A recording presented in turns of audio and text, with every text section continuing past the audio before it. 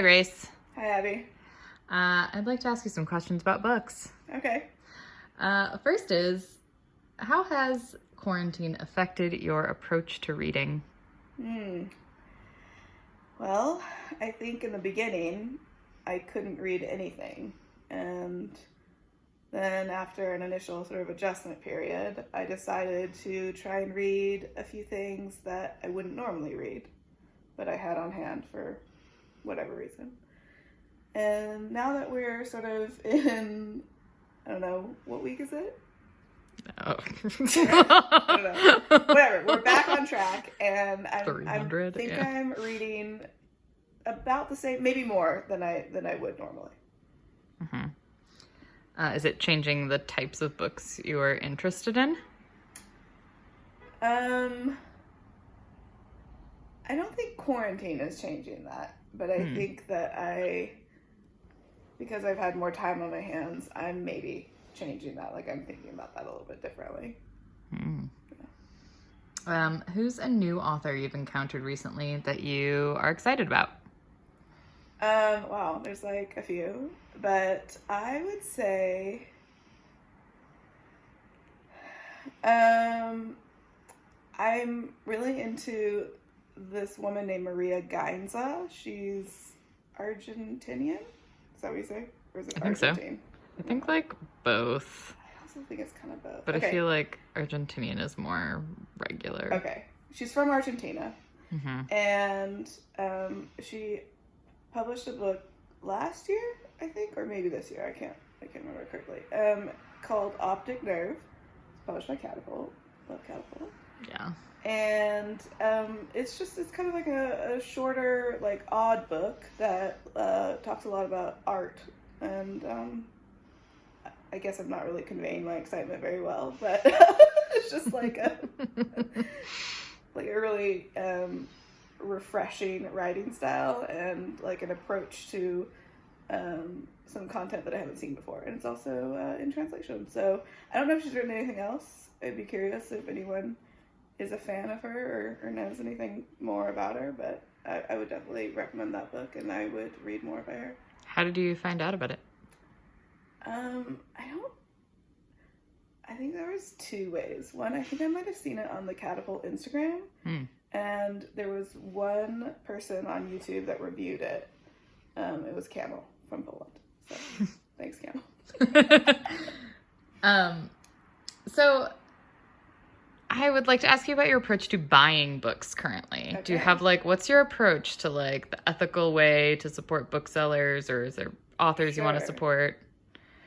Well, this is kind of interesting. Well, maybe to me only. But at the beginning of this year, I was really trying hard not to buy books, actually. And then once the pandemic hit, I was sort of like, oh, what now? So anyway, I had kind of been watching and waiting because I too was concerned about my own financial situation. But I think the approach I decided was that I wanted to support independent bookstores that I know and like, and certain publishers. Mm-hmm. So my approach has been, I have kind of gone off the wagon a little bit and allowed myself to buy what I want, but within those confines of independent booksellers or third-party booksellers, or directly from a publisher. So that's been the situation. Got it. What's a book that you can't stop thinking about? That I read recently, or just all time? I'm thinking more in the past few months. Oh, okay. But if you want to throw it back, way back, we're still thinking about it, years later, go for it. That I can't stop. Well, this is, I would probably say there's a couple of them. I'm going to highlight them because it's Asian Heritage Month. There's this book that I think a lot of people know about. It's called Kim Ji-young, born 1982. And it was a runaway bestseller in Korea several years ago, but also extremely controversial because it's seen as like a fairly overtly feminist text, I think, and very threatening to the patriarchy. And anyway, it's a really short book, and I think it was just only recently translated, or like it was only recently published in the UK, and I think it's not technically out yet in the United States, or maybe it just was released. And I read it. I got it from the UK, and I think what is like really interesting about it is like how she can take like a very like quotidian life, like almost like a boring and uneventful life of this like sort of every woman, and through that show like the modern state of women kind of. And I don't mean to generalize, but like just to say that it highlights the like still present inequality, particularly facing, I think, women in Korea in now times. So anyway, I keep kind of thinking about it because it is really affecting without being eventful. And I read this interview with the author, or maybe it was sort of like a pastiche, like a combination of talking about sort of the surge of Korean women authors in translation, and where she talks about how in her first draft she had put a lot more maybe gender-based violence and a lot more sort of like triggering material in it, and then she ended up taking it out because she thought it was actually more impactful that way, which I think was like an interesting choice. So there was that one, and then I feel like I'm talking too long, but the other one is this book that's also, I think, if you know about Kim Ji-young, you know about this book. It's called Untold Night and Day by Suah.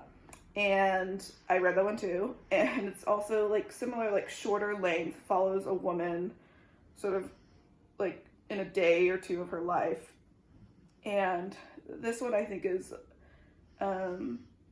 equally experimental, but is like a little bit more on like the dreamlike surrealist side. And I don't know what it is like in the native Korean, but at least in translation there's this technique where at multiple times in the book the same words or similar sentences, or even I wouldn't say whole passages, but like a few sentences are repeated, often in a different context, but like enough that you recognize them. And I think it, I don't think I've ever read a book that did that before, and for a particular reason. So yeah, so those are the two that are kind of like still in my head. I've read them in the last couple of months. You say that's like a feature of Korean literature, or just this author? I don't actually know. I would say, I think it's just her, but I don't know enough about Korean literature. I think what is a feature is I think that the novels that I've read tend to be on the shorter side, maybe closer to novella length, and maybe less flowery in their language. But I would be curious if anyone has different ideas about that. So since you mentioned the month of May, what is your plan? What's on deck for Asian Heritage Month? Is that what it's called? I think that has like a longer name too, but I think that's fine. Okay. And, it's like, because it includes Pacific Islander, and then I think Heritage in there. I don't know. Just like we'll find out. Yeah. Anyway, I weirdly am planning on reading mostly Asian authors. I'm not like doing the Asian readathon or anything, although I've checked it out. But I don't think I'm going to read exclusively Asian authors, just because I'm in the middle of a couple things that I think I will keep reading that don't fit that. Any title you're particularly excited about? I am going to be reading a couple more books by Suah. So she has, I think it's a novel. It's called Recitation, and a book of short stories called North Station. That's right. And then I'm also going to be reading Minor Feelings, which is quite popular these days. There it is. Yeah, I'm excited for those. Sounds exciting. It is 9 minutes and 56 seconds, so you want to stop? Bye.